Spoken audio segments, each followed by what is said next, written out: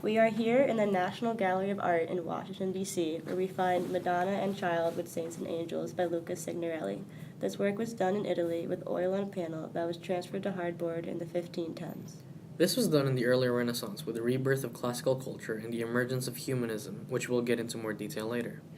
Now, when you first look at this piece, your eye is drawn to the baby Jesus being held by the Virgin Mary. The composition is very unified, balanced, and symmetrical, with an even number of people on either side of the work, and within the scene itself, we can see a pyramid structure leading to the Madonna and the baby as the focal point. On the left side of the painting, there are two men, one above the other. The top angel appears to be the archangel, wearing an armored breastplate and holding a sword up in the air with his right hand, while holding a set of scales with his left. On the scales, there's a naked man kneeling and praying to the baby Jesus. The man underneath him is a saint, wearing a green gown and an almost yellow gold cape.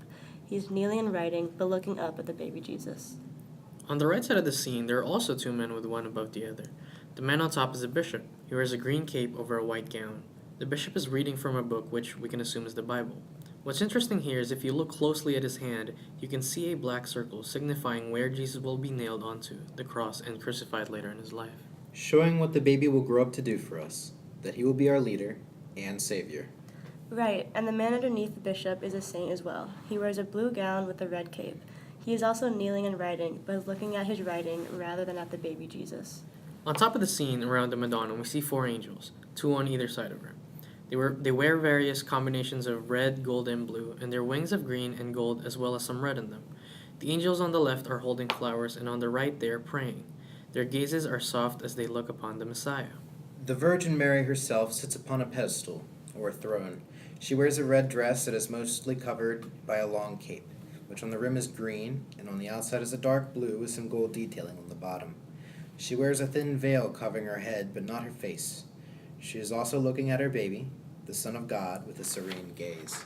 It's interesting to notice that the Virgin Mary, the baby Jesus, the angel on the left, and the saints have halos, but the rest do not.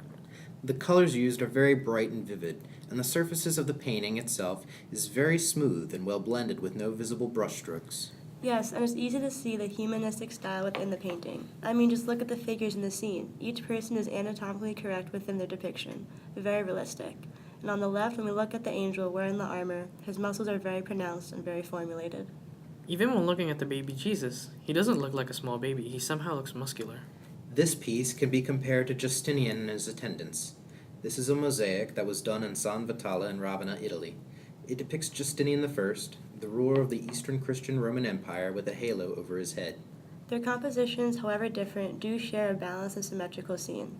Both have an even amount of people on the sides of the most important person, who is placed in the center. It's funny how even though these are from two different ages of art, they have the same methods of showing importance. Of course, these two pieces are also very different.